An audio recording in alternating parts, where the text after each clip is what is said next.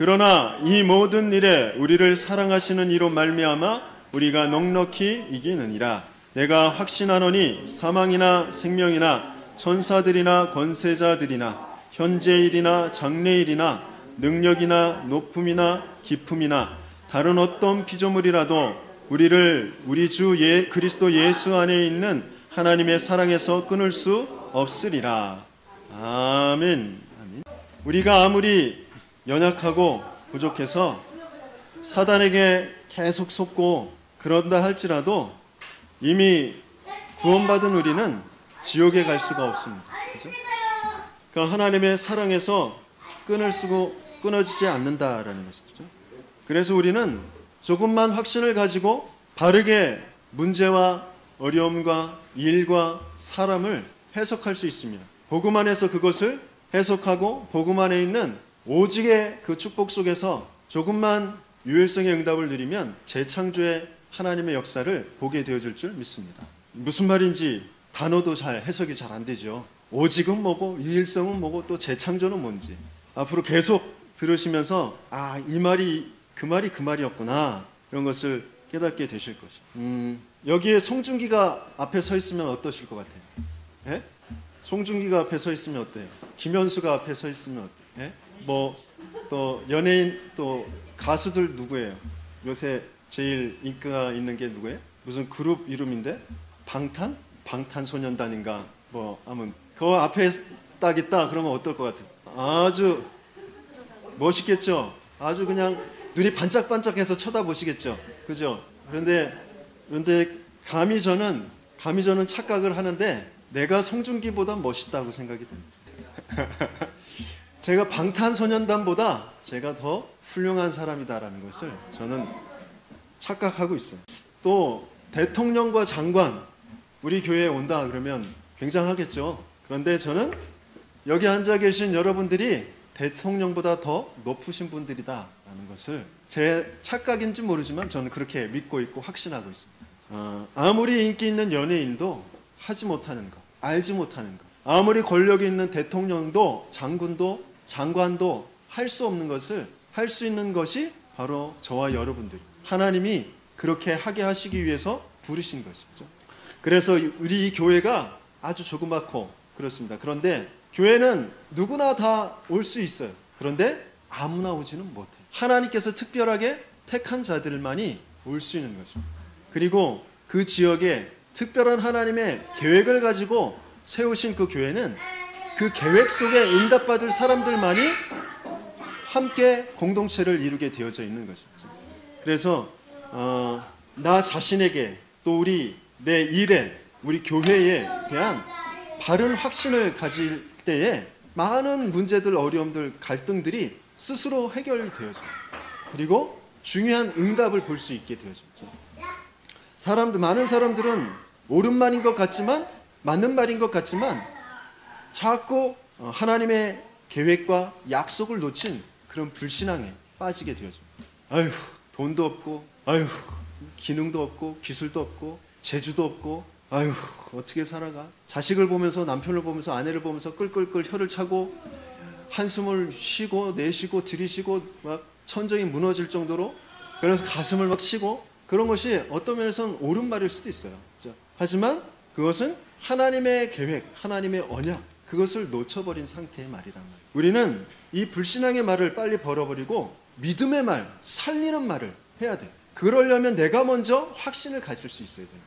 예수를 믿고 교회를 다니지만 확신을 갖지 못하는 사람들이 너무너무 많아요. 조금 내가 열심히 하는 것 같고, 조금 내가 좀 잘 되는 것 같고, 내 감정이 그래도 좀 안정되는 것 같고, 그러면 내가 잘 믿는 것 같아. 내가 믿음이 있는 것 같아. 그런데 조금 마음이 어지럽고 요새 좀 되는 일이 없어. 그러면 내가 믿음이 툭 떨어지는 거야. 내 감정 따라서, 내 상태에 따라서 믿음이 오락가락하면 그것은 참된 확신이 없는 것이요. 참된 믿음을 알지 못하고 있는 상태다라는 것이죠. 오늘 같이 읽었던 것처럼 그 어떤 것도 하나님의 사랑에서 끊을 자가 없다고 그랬어요. 내 감정도 환경도 그 하나님의 사랑에서 끊을 수 있는 그런 제목이 안 되는 거죠. 그런 능력이 없어요. 내가 아무리 사단에게 속아서 아무리 실패하고 저 밑바닥에 떨어져 있어도 하나님은 나를 꽉 붙잡고 계셔요. 우리는 그걸 확신할 수 있습니다. 내가 뭘 잘해서, 내가 뭔가 많이 가져서, 내가 어떤 육신적으로 세상적으로 성공을 해서 그래서 내가 하나님을 믿는 구원의 그런 증거를 나타내 보이는 것이 아니에요. 그것이 하나님께 영광이 되어지는 것이 아니란 말이에요.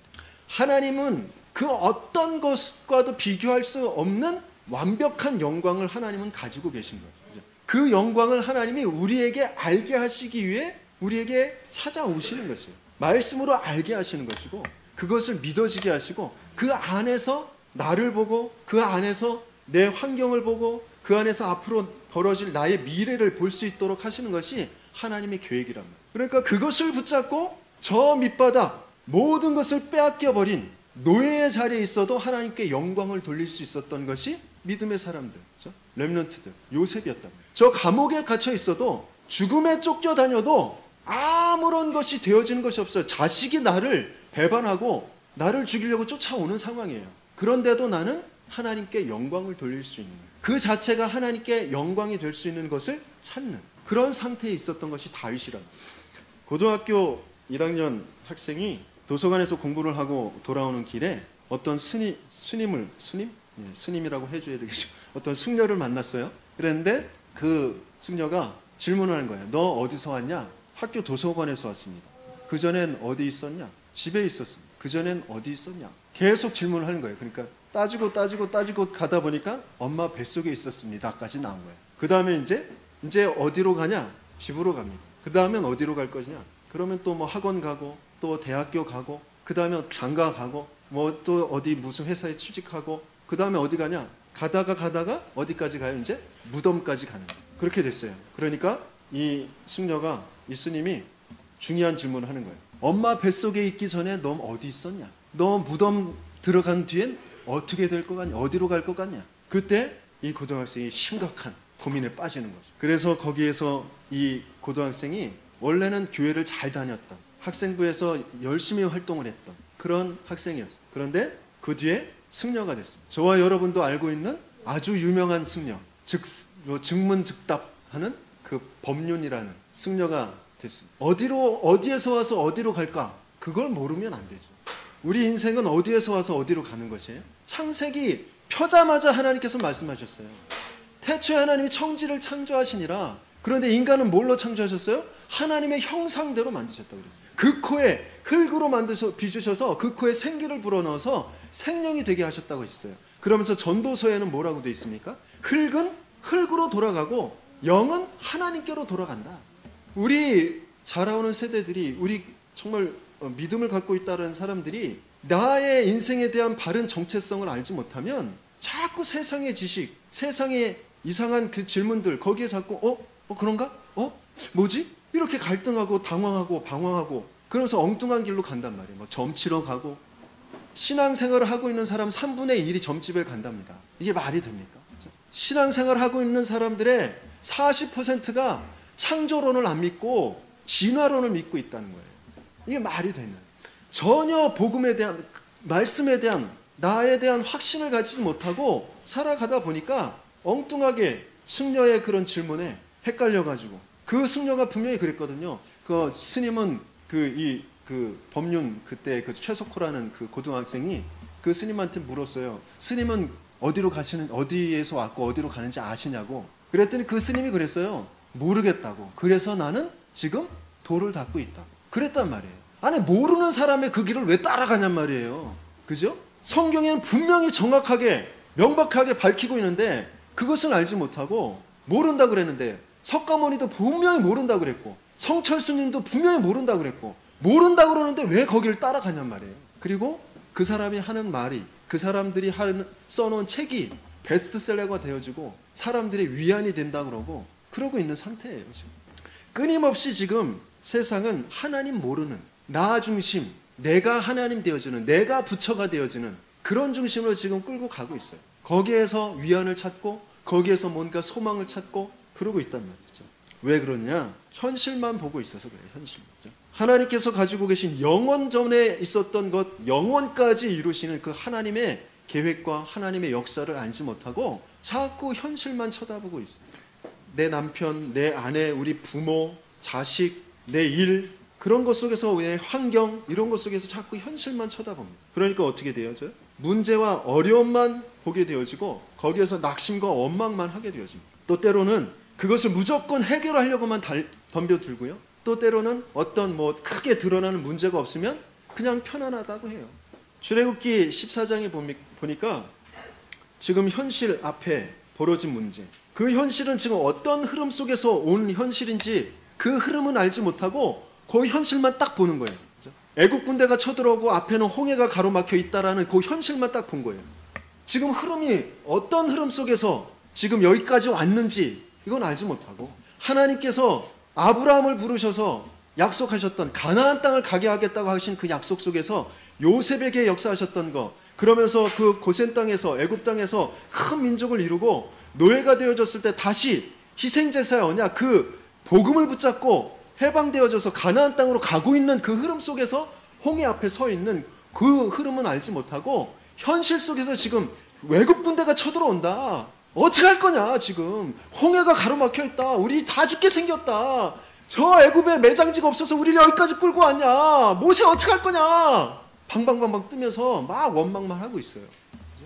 우리가 그래요. 복음 안에 믿음 속에 들어왔어요. 그런데 현실이 확 피는 것이 없어, 바뀌어지는 것이 없어. 오히려 더 뭔가 더 안 되어지는 것 같아. 그러니까 방방 뛰어.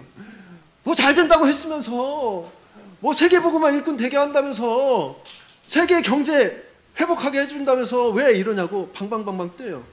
지금까지의 흐름, 앞으로 갈 곳, 그것은 알지 못하고 지금 그 현실만 보고 방방 뜬단 말이에요. 그러면 안 된다. 지금 앞에 있는 그 현실이 홍해 바다가 그런 눈으로 보니까 절망의 바다, 죽음. 사무엘상 17장에 보니까 어마어마한 이제 블레셋 장군이 나와요. 블레셋 장군이 나오는데 이 장군이 얼만큼 어마어마한 것을 가지고 나오느냐면 키가 6규빗이래요. 6규빗. 규빗이라는 것은 한 규빗은 50cm예요. 6규빗은 그러면 몇 cm예요? 300cm가 넘어요. 그러면 3m가 넘는다라는 거예요. 3m 이상 되어지는 거인이 그 갑옷의 무게가 놋 5,000세겔이래요. 5,000세겔. 세겔은 11.55g이래요. 그럼 5,000세겔이면 거의 60kg. 갑옷 무게만 해도 60kg. 창 날 하나가 7kg 정도 되어지는 어마어마한 그런 칼, 창, 그런 걸 가지고 갑옷을 딱 입고 3m 되어지는 거인이 나타났어요. 그랬더니 어떻게 되어져요? 사무엘상 17장 10절 11절 우리 같이 읽어볼까요? 끝에 그 블레셋 사람이 또 이르되 내가 오늘 이스라엘의 군대로 모욕하였으니 사람을 보내어 나와 더불어 싸우게 하라 한지라. 사울과 온 이스라엘이 블레셋 사람의 이 말을 듣고 놀라 크게 두려워하니라. 왕이, 이스라엘 군대 전체가 놀라고 지금 두려워서 덜덜덜 떨고 40일 동안 하나님을 모욕하고 있는데 그 누구도 앞장서서 나오는 사람이 아무도 없어요. 현실만 보고 있어요. 현실 앞에 지금 커다랗게 지금 되어 있는 그 장군 골리앗, 현실 속에 저 커다랗게 지금 세계를 움직여가고 있는 유대인, 프리메이슨, 뉴에이지 이런 조직, 거기에 비하면 정말 우리는 메뚜기 같고, 그죠? 그냥 밥 같죠. 밥. 저들의 밥 정도밖에 안 되어지는 것 같아요. 그런 상태인 것 같아요. 그죠? 그렇게 보고 있단 말이에요. 또 열왕기하 6장에 보니까 아람 군대가 쳐들어왔어요. 아람 군대가 도단성에 뺑 둘러섰어. 그러니까 그 사환이 보고, 그 청년이 보고, 아이고 큰일 났습니다 선생님, 그러면서 우리 성읍을 꽝 둘러쌌어요. 우리 주여 어떻게 합니까? 큰일 났어요. 그러면서 발을 동동 구르면서 막 난리를 피는 거죠.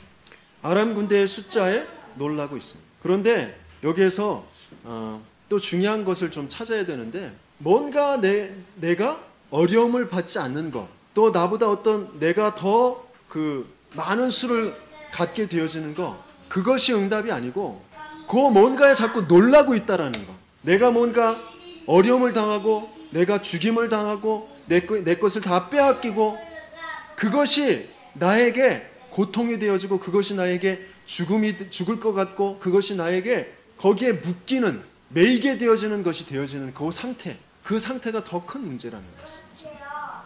그게 확신이 없는 것이죠. 그것이 현실만 보고 있기 때문에 그렇다라는 것입니다. 영적인 사실은 그렇지 않아요. 사실을 볼 때에 그 배경에 있는 중요한 영적인 사실을 볼 수 있어야 돼요. 출애굽기 14장 그 이스라엘 백성이 그렇게 홍해바다 앞에서 두려워 떨고 있을 때, 막 원망하고 있을 때 모세가 이렇게 외치고 있어요. 우리 출애굽기 14장 13절에 14절 같이 읽습니다. 모세가 백성에게 이르되 너희는 두려워하지 말고 가만히 서서 여호와께서 오늘 너희를 위하여 행하시는 구원을 보라. 너희가 오늘 본 애굽 사람을 영원히 다시 보지 아니하리라. 여호와께서 너희를 위하여 싸우시리니 너희는 가만히 있을지어다.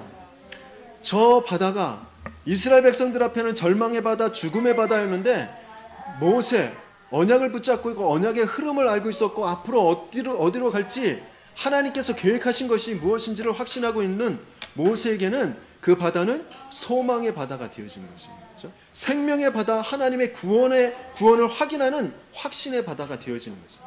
그것을 정말 누리는 그 시간이 되어지는 것이 문제 앞에 서는 거죠. 사무엘상에 또 보면 41절부터 49절까지 다윗이 이제 그 골리앗 앞에서 고백하는 그런 장면이 나오는데, 먼저 블레셋의 이 골리앗이 다윗을 보면서 네가 왜 막대기를 가지고 나왔냐, 나를 개로 여기느냐, 그러면서 막 조롱하는 거예요. 그러면서 그 자기의 신들의 이름을 가지고 다윗을 막 모욕하고 저주하고 그럽니다. 그러면서 네 살을, 네 뼈를 공중의 새들이, 들짐승들이 다 먹게 줄 것이다, 그렇게 위협합니다. 그러니까 다윗이 고백하고 있어요. 우리 다윗의 고백 45절부터 우리 같이 한번 쭉 읽어보겠습니다. 다윗이 블레셋 사람에게 이르되 너는 칼과 창과 단창으로 내게 나아오거니와 나는 만군의 여호와의 이름 곧 내가 모욕하는 이스라엘 군대의 하나님의 이름으로 내게 나아가노라. 오늘 여호와께서 너를 내 손에 넘기시리니 내가 너를 쳐서 내 목을 베고 블레셋 군대의 시체를 오늘 공중의 새와 땅의 들짐승에게 주어 온 땅으로 이스라엘의 하나님이 계신 줄 알게 하겠고 또 여호와의 구원하심이 칼과 창에 있지 아니함을 이 무리에게 알게 하리라. 전쟁은 여호와께 속한 것인즉 그가 너희를 우리 손에 넘기시리라. 다윗에게로 마주 가까이 올 때 다윗이 블레셋 사람을 향하여 빨리 달리며 손을 주머니에 넣어 돌을 가지고 물매로 던져 블레셋 사람의 이마를 치매 돌이 그의 이마에 박히니 땅에 엎드러지니라 그랬어요. 골리앗이라는 그 어마어마한 큰 문제는, 큰 세력은 뭘 확인하는 것이냐? 하나님의 언약을 확인하는 것, 하나님의 능력을 확인하는 것이고 하나님의 역사를 확인하는 것이고 나의 정체성을 확인하는 그 시간이 바로 그 골리앗을 만나는 시간입니다. 우리 다윗과 같이 우리 렘넌트들이, 우리 산업인들이, 우리 중직자들이 현장에서 그렇게 골리앗을 맞이할 수 있어야 된다.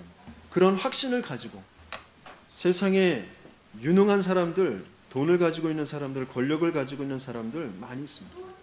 그 사람들한테 눌리는 것이 아니라 그 사람들 앞에 섰을 때, 그 사람들이 나를 모욕하고 공격해 올 때 내가 당당히 하나님의 자녀의 전도자의 그 정체성을 가지고 그 하나님의 능력을, 하나님의 계획을 확인하는 그런 믿음의 고백을 하면서 그것을 기다리는 그런 저와 여러분들에게 예수님이 축원합니다. 열왕기하 그 도단성에서 그 사환이 아람 군대의 그 숫자를 보면서 두려워서 막 떨고 있을 때에 엘리사가 이렇게 말하고 있습니다. 같이 읽어보겠습니다. 대답하되 두려워하지 말라. 우리와 함께한 자가 그들과 함께한 자보다 많으니라 하고 기도하여 이르되 여호와여 원하건대 그의 눈을 열어서 보게 하옵소서 하니 여호와께서 그 청년의 눈을 여심해 그가 보니 불말과 불병과가 산에 가득하여 엘리사를 둘렀더라. 저 보호자를 수종두는 하늘 군대, 천군과 천사들이 분명히 우리를 돕고 우리를 보호하고 있는 줄 믿습니다. 우리의 배경을 확신하면서 체험하는 그 시간을 갖는 거죠. 오늘 교동문에서 함께 읽었던 것처럼 여러분들은 눈치채셨는지 모르겠지만 지난주에 교동문하고 똑같습니다. 왜 두 번 반복했냐? 오늘 본문의 말씀하고 연관되어지기 때문에 다시 반복을 했습니다. 믿음은 뭐라고요? 바라는 것들의 실상이라고 했어요. 보이지 않는 것들의 증거라. 사람들은 끊임없이 보이는 것, 보는 것, 그것을 추구해요. 그래서 가상현실, 증강현실, 이제 그런 이제 세계로 사람들을 끌고 갑니다. 그만큼 이제 세상이 점점 발전해 가요.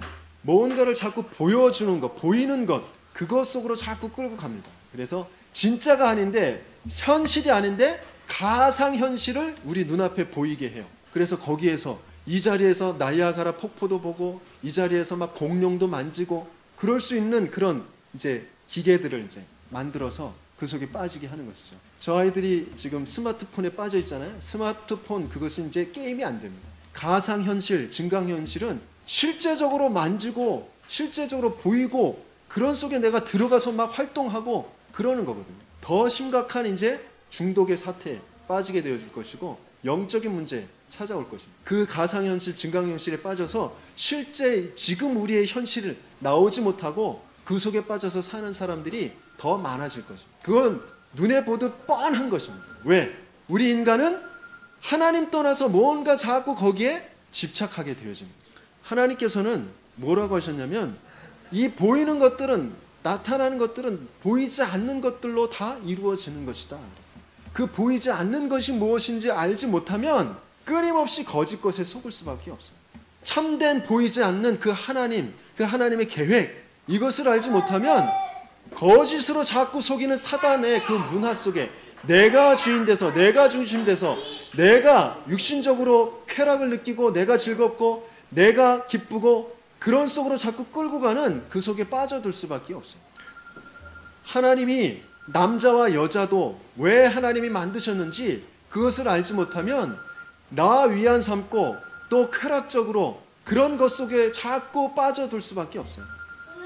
하나님이 복음 안에서 그리스도를 알도록 또 그리스도와 함께하는 그 비밀 속에서 가정의 그 축복 속에서 하나님의 그 창조의 역사에 동참하도록 만드는 것이 남자와 여자라는 거죠. 아내와 남편이라는 거죠. 그런데 그걸 알지 못하면 끊임없이 내 쾌락, 내 위안 그것으로 서로 만났다가 그것이 안 되어지면 또 헤어지고 우리 쿨하게 헤어지자. 그게 쿨한 게 아니에요. 그게 아주 타락한 거예요. 그게 아주 하나님의 축복과 계획 반대되어지는 거죠. 하나님께서 우리에게 주시려고 하시는 참된 그런 믿음, 그 확신을 가질 때에 우리는 모든 것에 대한 이유와 그리고 갈등이 없어지고 바른 그 축복을 누리게 되어지는 길로 인도받게 되어진다라는 거죠. 그래서 반드시 확신을 갖게 되어지는 저와 여러분들 되게 예수님을 축원합니다. 우리가 어디에서부터 구원을 받았는지 그리고 내가 구원받은 나는 어떤 상태인지 이런 부분들을 두고 우리가 확신을 다시 한번 확인하는 시간 되어져야 되겠습니다. 우리 구원받기 전의 상태가 어떤 상태냐? 지금 구원받기 전에 있는 그런 불신자들의 상태가 어떤 상태냐? 바로 하나님을 떠나 있는 상태예요. 하나님 떠나 있는 상태라는 건 뭐예요? 사단의 거짓말에 속은 상태, 사단에게 종되어 있는 상태, 사단의 자식이 되어져 있는 상태라는 것이에요. 그리고 하나님의 영광에 이를 수 없는 죄에 빠져 있는 상태, 곧 행복할 수 없는 그런 상태. 어떤 것을 가지고 있어도 어떤 것을 이루어도 절대 행복할 수 없는 그런 상태. 돈을 가지고 명예를 가지고 뭘 성공을 할 수 있어요. 하지만 그것 가지고 행복할 수 없는 그런 상태. 그게 바로 하나님 떠난 상태. 그러면서 영원한 멸망으로 가고 있는 그런 상태. 시편 14편 1절엔 이렇게 말씀하시고 계세요. 어리석은 자는 그의 마음에 이르기를 하나님이 없다 하는도다. 그들은 부패하고 그 행실이 가증하니 선을 행하는 자가 없도다 그랬어요. 무지한 상태에서 부패한 상태, 그리고 전적으로 부패, 모든 전체 통틀어서 다 부패하고 타락되어져 있는 상태다는 거죠. 왜 우리 인간성 괜찮고 착하고 그런 사람들 많은데, 다른 사람들 위해서 헌신하고 그런 사람들 많은데, 물론 좋은 것이죠. 하지만 그 자체가 하나님 떠나 있는 상태에서 벌어지는 그 모든 것들은 다 죄인 것이다. 해적선에 탄 사람이 아무리 착해도 해적인 것과 마찬가지로 착하면 착할수록 말 잘 들어서 해적질이 더 잘 되게 해요. 성실하면 성실할수록 그 해적선 안에서 성실하면 어떻게 돼요? 해적질이 더 잘 되게 돕는 것이야. 그죠? 그러니까 해적선에 탄 사람은 빨리 해적선에서 빠져나와야 되는 것이에요. 착하고 성실하고 그것은 기본적인 것이고 그 다음의 문제예요. 지금 인생 자체가 지금 해적선을 탄 그 자체, 멸망선을 탄 그 자체란 말이죠. 그러니까 거기서 빠져나와야 된단 말이에요. 그래서 하나님 없이 살아가는 인생은 어떤 상태냐? 혼돈한 상태. 창세기 1장 이전 혼돈과 공허와 흑암이라고 그랬어요. 그죠? 혼돈한 상태가 뭐냐? 질서가 없어요. 질서. 굉장히 무질서예요. 상하 좌우 질서가 없어요. 그러면서 뒤죽박죽이에요. 안 풀려요. 무엇이 옳은 것이고 무엇이 그른 것인지 그런 참된 기준이 나에게 있기 때문에 질서가 없어요. 그러면서 막 뒤죽박죽입니다. 그리고 뭔가 문제가 잘 안 풀려져. 평상시에는 잘 몰라요. 그런데 막 잊어버리고 있다가 내 삶에 뭔가 이렇게 문제가 생겨. 그래서 이렇게 딱 주변을 돌아보면 전체가 막 엉키고 설켜가지고 이걸 어떻게 풀어야 될지 모르겠어. 그래서 아주 그냥 하늘 쳐다보고 땅을 쳐다보고 그냥 한숨만 쉬고 있을 수밖에 없는. 그러니까 거기서 한계가 오니까 점쟁이를 찾아가고 뭔가 다른 어떤 사람을 찾아가고 그러면서 그것을 해결해 보려고 한단 말이죠. 이 질서 없는 곳에 질서가 먼저 찾아와야 됩니다. 또 하나님 없이 살아가는 인생은 참된 내용이 없기 때문에 공허합니다. 허무해요. 뭔가 많이 채우려고 하지만 채워지지가 않아요. 왜? 그것은 하나님으로만 채워질 수 있는 것이기 때문에. 돈으로 채워보고 남자로 채워보고 여자로 채워보고 뭐 명예로 채워보고 지식으로 채워보고 아무리 채워보려고 해도 채워지지가 않아요. 그러면서 그거 조금 이제 채우고 가지고 있는 거 그거 잃어버릴까봐 그거 놓칠까봐 불안하고 안전부절하고 우울하고 뭐 그런 쪽에 자꾸 빠져요. 그러면서 점점 충동적으로 돼요. 참지 못해요. 급격하게 막 감정이 기복이 심해요. 충동적으로 막 행동을 하게 되어져. 지금 사회적으로 굉장히 문제가 되어지는 게 이 충동 장애, 분노 조절 장애.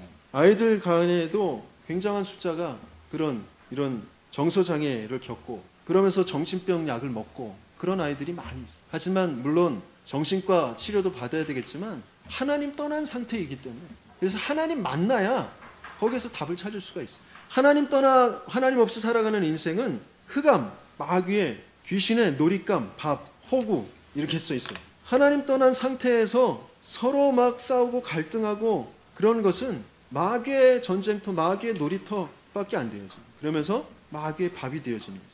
그렇게 나그네 인생을 살다가 어떻게 되어져요? 결국은 지옥으로 갈 수밖에 없게 되어져요. 한 번 죽는 것은 사람에게 정해 진 것이요 그 후에는 심판이 있겠다. 아무리 부자로 날마다 잔치를 벌이고 파리 그러면서 얘들아 모여라 그러면서 신나게 놀고 뭐 좋은 차 타고 다니고 아무리 그래도 죽으면 그거 다 두고 가요. 교회 오고 가고 할 때 저 하천길로 오는데 저 하천길에 노란 들꽃이 아주 이쁘게 쫙 펼쳐져 있어요. 아주 꽃이 이뻐요. 그걸 보고 쭉 오면 기분이 상쾌해져요. 대도 길어가지고 코스모스처럼 길어가지고 한들한들 흩날리고 있으면 굉장히 기분이 상쾌해집니다. 근데 한 3주 지나니까 그것도 색깔이 점점 죽어가고 떨어지고 이제 대도 힘을 잃어서 쓰러지고 그걸 보면서 또 다시 말씀을 생각하게 되었어요. 인생은 풀과 같고 그 인생의 아름다움은 꽃과 같다. 풀은 시들고 풀은 마르고 꽃은 시든다고 그랬어요. 그죠? 언제 그렇게 풀이 마르고 언제 시들죠? 하나님의 입김이 불 때 그랬어요. 하나님의 입김이 분다라는 건 뭐예요? 참된 진리, 복음 그것이 불어질 때 그 자랑하던 거 다 시들어버리고 없어집니다. 그건 허상인 것이. 내가 자랑하는 거, 내가 추구하고 있는 거 그거 하나님의 복음, 하나님의 진리 안에선 허상이 되어지는 거죠. 헛것이 되어지는 거죠. 영원한 것은 하나님의 말씀밖에. 하나님의 말씀은 영영이 서리라 하고 외쳐라. 그렇게 말씀하시고 계신 거죠. 그것을 기억하게 되어집니다. 우리 주위에 나보다 돈 많이 가지고 있고 나보다 성공하고 나보다 이쁘고 똑똑하고 그런 사람들 많이 있습니다. 그런 사람들 볼 때 어떻죠? 부러우시죠? 근데 과연 부러워야 할까요? 하나님 없이 돈 있고 하나님 없이 권력 있고 하나님 없이 이쁘고 하나님 없이 똑똑하고 그런 사람들 볼 때 불쌍해야 돼요. 그 사람들을 어떻게 도와주고 살려줄까? 그것이 내 걱정이 되어져야 되고 내 기도가 되어져요. 근데 우리 속에서는 나는 언제 저렇게 돈 벌어볼까? 언제 나는 저렇게 이뻐 볼까? 그런 생각하는 게 뭔가 또 다시 내가 확신을 놓쳐버리고 지금 흔들리고 있는 거죠.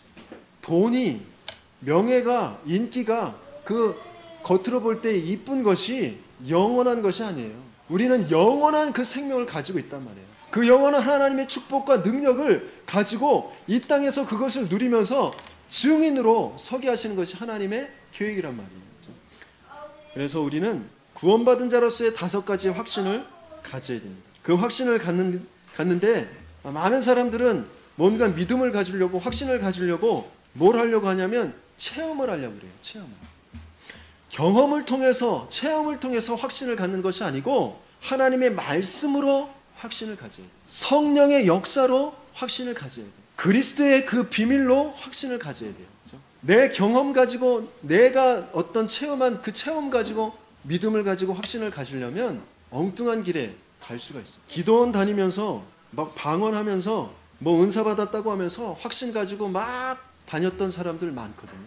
그런데 그 사람들이 정말 참된 확신을 가지고 있었느냐? 그것은 두고 봐야 돼요. 그랬던 사람들 중에 많은 대다수가, 저 무속일을 하고 있는 사람들 대다수가 그렇게 방언도 받았고 은사도 받았던 사람들이에요.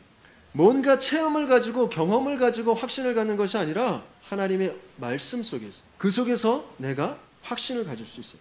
우리는 구원받은 하나님의 자녀입니다. 그 구원의 확신을 분명히 가지고 있어요. 사망이나 생명이나 천사들이나 권세자들이나 현재일이나 장래일이나 능력이나 높음이나 깊음이나 다른 어떤 피조물이라도 우리를 우리 주 그리스도 예수 안에 있는 하나님의 사랑에서 끊을 수 없다. 그 확신을 분명히 가지고 있어요. 그 중에서 첫 번째, 구원의 확신입니다. 하나님이 세상을 이처럼 사랑하사 독생자를 주셨으니 이는 그를 믿는 자마다 멸망하지 않고 영생을 얻게 하려 하심이라 그랬어요. 하나님의 독생하신 예수, 그 예수가 그리스도 되심을 믿는 우리에겐 영원한 생명이 있습니다. 그것을 어떤 체험을 가지고 알 수 있는 것이 아니에요. 말씀을 통하여서 알 수 있는 것이에요. 말씀을 통해서 확신하는 것이에요. 경험을 가지고, 체험을 가지고 우리가 영원한 생명을 가졌다는 걸 어떻게 경험할 수가 있습니까? 그죠? 말씀 속에서 확신을 하는 것입니다. 영접하는 자, 곧 그 이름을 믿는 자들에게 하나님의 자녀가 되는 권세를 주셨으니, 예수가 그리스도 되심을 믿는 것은 하나님의 성령의 역사가 아니면 안 되어지는 거죠. 고린도전서 3장 16절, 그래서 너희는 너희가 하나님의 성전인 것과 하나님의 성령이 너희 안에 계시는 것을 알지 못하느냐. 내가 하나님의 성전, 항상 하나님이 내 안에 나와 함께 계시다라는 거죠. 하나님이 항상 나와 함께 내 안에 계시다면 우리는 모든 것을 바라볼 때, 모든 것을 할 때에 다른 시작을 가져야 된다. 그런데 자꾸 이 확신을 놓쳐버리니까, 하나님이 항상 나와 함께 계시다라는 것을 놓쳐버리니까 중요한 것들을 놓쳐버리게 돼요. 어떤 것을 놓쳐버리느냐? 기도응답의 확신은, 또 인도의 확신, 이런 것들을 자꾸 놓쳐버리게 되어지죠. 분명히 내 이름으로 무엇인지 구하면 내가 시행하리라 라고 약속하셨어요. 그리스도의 이름으로 기도할 때 반드시 그리스도께서 이루시는 그 응답을 주신다는 것이에요. 우리에게 천군 열쇠를 주셔서 내가 땅에서 매면 하늘에서 매이고 땅에서 풀면 하늘에서 풀리리라 라고 약속하셨어요. 또 마태복음 21장 22절에 보니까 너희가 기도할 때 무엇이든지 믿고 구하는 것은 다 받으리라 하시니라 그랬어요. 여기에서 또 우리가 헷갈리지 말아야 될 것은, 믿으면 다 받는데 1,000억 주실 줄 믿습니다. 그래가지고 내가 1,000억 받아야지. 그러면 주시는 건가요? 안 주실걸요? 저는 100% 안 주실 거라고 믿습니다. 내가 기도할 때 무엇이든지 믿고 구하는 것. 여기서 믿고 구하는 것이 뭐냐? 무엇을 믿느냐? 누구를 믿느냐? 어떻게 믿느냐? 그 믿음 자체가 우리에게는 응답이 되어져. 그리스도를 믿는 그 믿음, 그리스도 안에 있는 영원한 축복과 행복과 능력을 가지고 지금 나와 함께 계신 그 하나님을 믿는 믿음, 그분께서 그분의 일을 나를 통해서 분명히 이루어 가실 것을 믿는 그 믿음, 반드시 그러면 그것이 되어지는 것이다. 그런데 자꾸 이상한 인본주의, 그런 뭐 기복신앙 이런 것 가지고 믿으면 돼 그래가지고 막 산에 올라가고 부르짖고 믿고 뭐 믿습니다, 병날 줄 믿습니다, 돈 벌릴 줄 믿습니다. 그게 응답이 아니라 기도응답의 확신, 그러면서 인도의 확신. 분명히 하나님께서는 우리의 모든 부분을 지키시고 우리의 출입을 지키시고 주무시지도 아니하시고 우리를 지키시며 인도에 가신다라고 하셨어요. 그래서 우리가 조금만 마음을 다하여 여호와를 신뢰하고 내 명철을 의지하지 않고 범사에 그를 인정하면 그 길을 지도하시겠다라고 약속하셨습니다. 그러면서 또 네 번째 가져야 될 확신은 사죄의 확신. 우리가 우리의 죄를 회개하면, 자백하면 미쁘시고 의로우사 우리 죄를 사하시며 우리를 모든 불의에서 깨끗하게 하실 것이요. 그랬어요. 우리는 그 어떤 것으로도 우리를 깨끗하게 할 수 있는 것이 없어요. 죄를 사함받을 것이 없어요. 그래서 하나님께서는 가죽옷, 그죠? 그리스도의 그 의의 옷, 그 피 묻은 그 그리스도의 옷을 통하여서 우리를 의롭게 하시는 것이다. 그래서 우리는 그 그리스도의 사죄 확신을 가지고 나아가면서 또 무슨 확신을 갖느냐? 바로 승리의 확신을 갖는 것이죠. 오늘 본문에서 읽었던 것처럼 그러나 이 모든 일에 우리를 사랑하시는 이로 말미암아 우리가 넉넉히 이기느니라. 이 모든 일이 뭐예요? 도살 당할 양과 같이 여김을 받는 그 일에도, 죽임을 당하게 되어질 그 일에도, 환난이나 공고나 박해나 기근, 적신이나 위험이나 칼의 위협, 그 어떤 것, 그것도, 그 모든 것도 우리를 사랑하시는 이로 말미암아 넉넉히 이기게 되어진다. 그런 확신을 갖는 거죠. 내가 실패해도 괜찮아. 내가 지금 어려운 상황 가운데 있어도 괜찮아.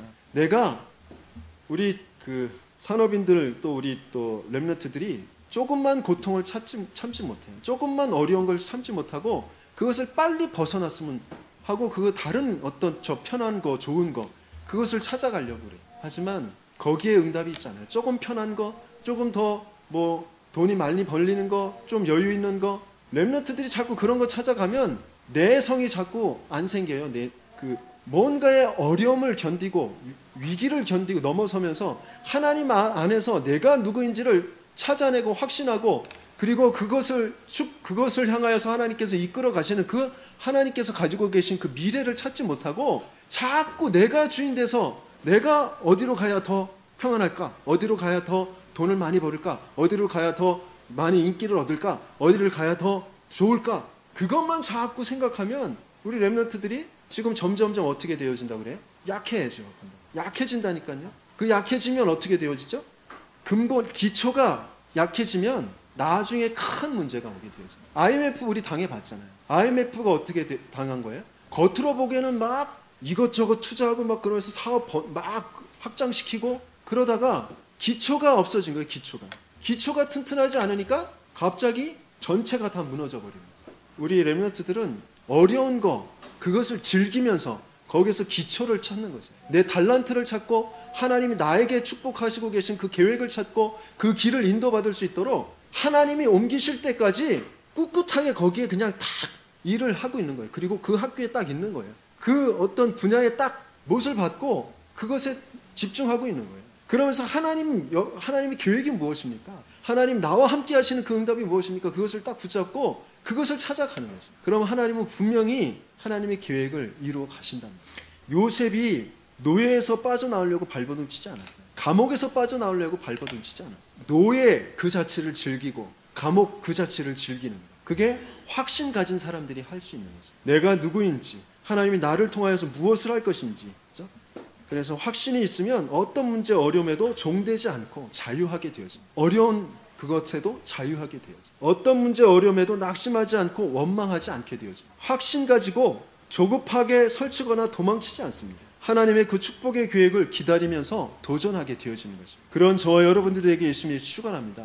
그러면 그 확신이 생기려면 어떻게 해야 되느냐? 바로 말씀을 들을 때 믿음이 생기고 확신이 생깁니다.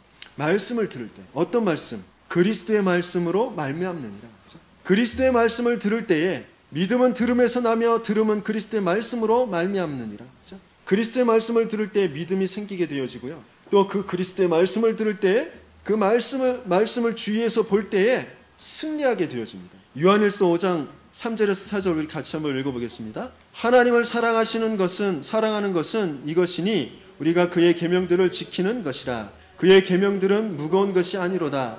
무릇 하나님께로부터 난 자마다 세상을 이기느니라. 세상을 이기는 승리는 이것이니 우리의 믿음이니라 그랬어요. 여기서 계명을 지키는 것 그랬어요. 계명을 지키는 것이 내가 행동으로 지켜낸다, 행동으로 행해낸다 그런 뜻이 아니라 여기에서 지킨다라는 그 어원은 뭐냐? 그 원어는 주목하여서 바라본다라는 거죠. 그렇죠? 잘 간직하고 주목하여 바라본다.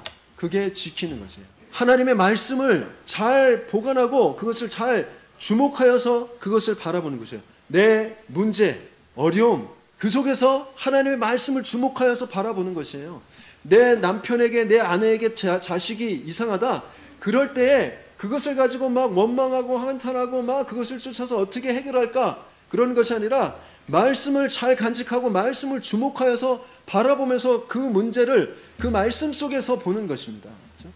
그럴 때 반드시 승리하게 되어지는 것이에요. 세상을 이기느니라. 그렇죠? 세상을 이기는 승리는 이것이니 우리의 믿음이니라 그랬어요.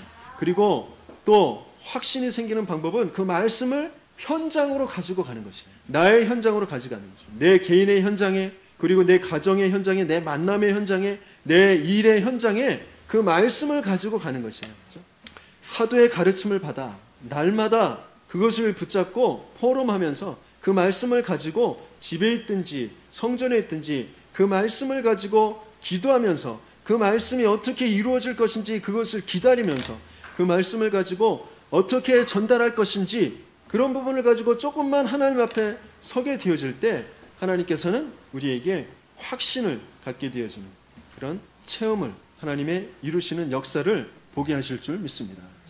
하나님께서는 분명히 우리가 확신을 가지고 조금만 하나님의 말씀을 붙잡고 있을 때 유일성의 응답을 분명히 주실 것입니다. 그 누구도 할 수 없는, 그 누구도 따라갈 수 없는 그런 유일성의 응답을 분명히 주십니다. 그것을 가지고 증인으로 서게 하실 줄 믿습니다. 그래서 한 주간 동안 말씀을 계속해서 들으세요. 한 주 강단의 말씀을 민영태 목사가 한 말이 아니라 하나님의 말씀이 나에게 주신 말씀이 어떤 말씀인가 다시 한번 내가 귀 기울여서 듣고 그것을 그 말씀을 또 붙잡고 그 말씀을 지켜보면서 현장에서 그것이 어떻게 성취되어질까 그것을 기다리게 되어질 때 반드시 하나님의 역사를 체험하게 되어질 줄 믿습니다.